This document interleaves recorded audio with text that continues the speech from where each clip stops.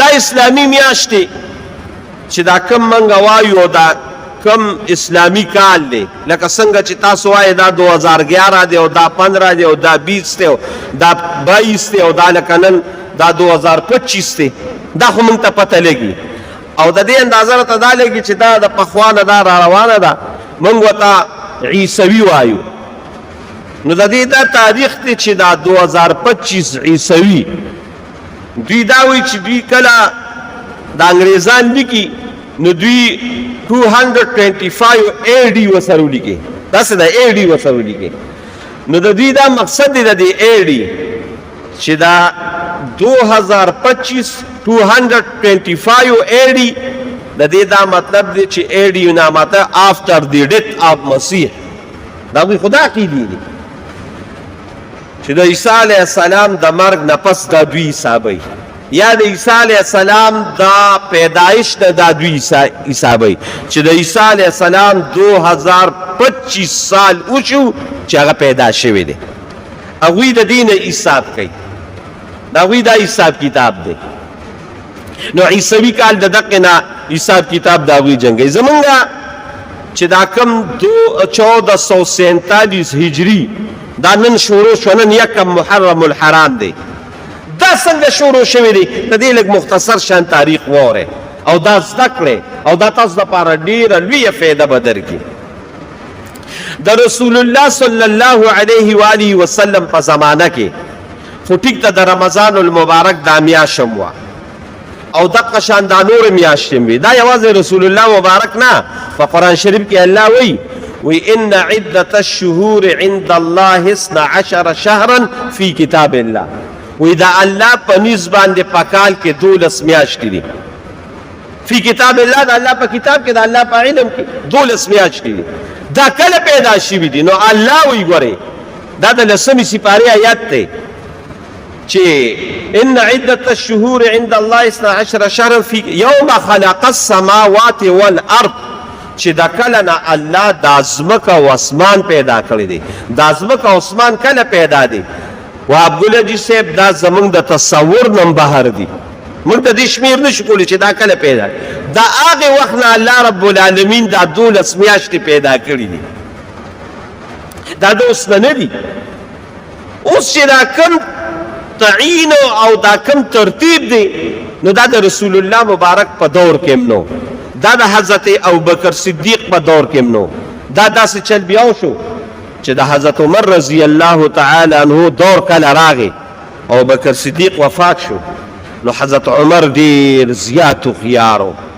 ناغه د صحابه یو ګل جماعت را جمع کړ او وی ته وی چې موږ یو تاریخ مختص کو اسلامی د دې لپاره موږ د کوم وخت نه شروع کو او په څه طریقه شروع کو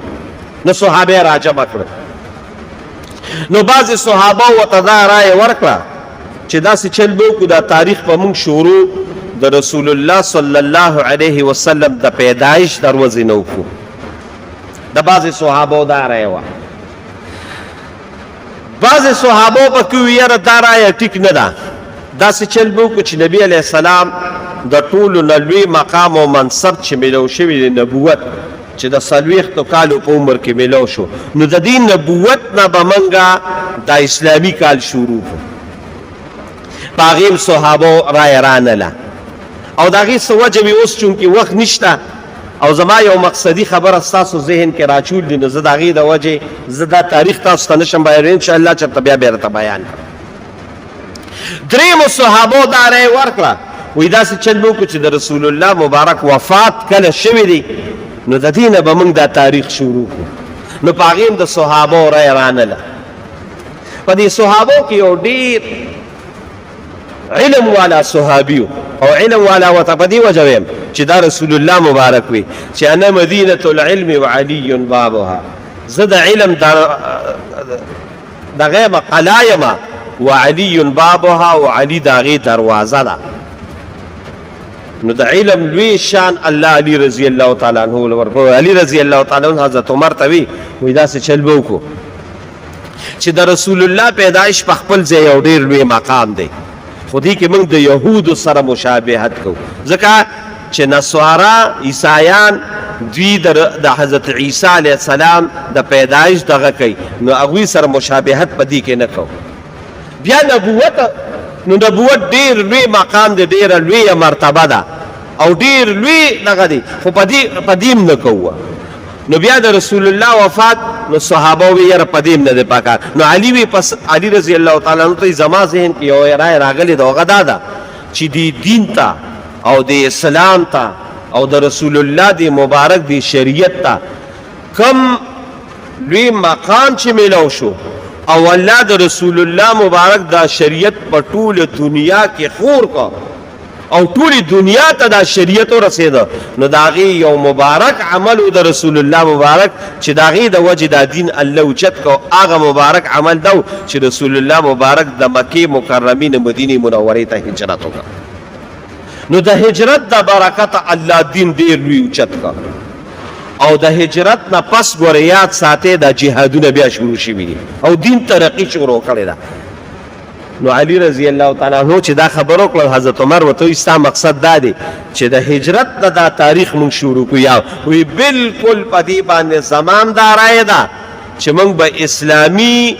تاریخ د هجرت نه شروع کړو. نو چې د رسول الله مبارک د کم وخت نه هجرت شوی دی دا به مونږ حساب کو، د دې نه به دا تاریخ اسلامي جوړ کو او د میاشتو تعین صحابه کېناستل، د محرم نه شروع کړه او په ذوالحجه باندې دا ختم کړه. محرم الحرام، دویم ورپسې صفر المظفر، بیا ورپسې دریم نمبر ربیع الاول، څلورم نمبر ربیع الثاني، پنځم نمبر جماد الاول، شپږم نمبر جماد الثاني، اووم نمبر رجب، اتم نمبر شعبان، نهم نمبر رمضان، لسم نمبر شوال، یولسم نمبر ذیقعده او دولسم نمبر ذوالحجه. دا د حضرت عمر رضی الله تعالی عنہ په دور کې د دې میاشتو دا ترتیب او د هجرت دا سال شروع شو. نو ما ته وګورئ د هجري لومبي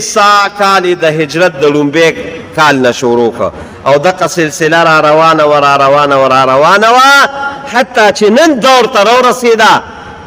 نو د رسول الله مبارک د مکې مکرمې ته د مدینې منورې د هجرت 1440 کال نن شروع شو.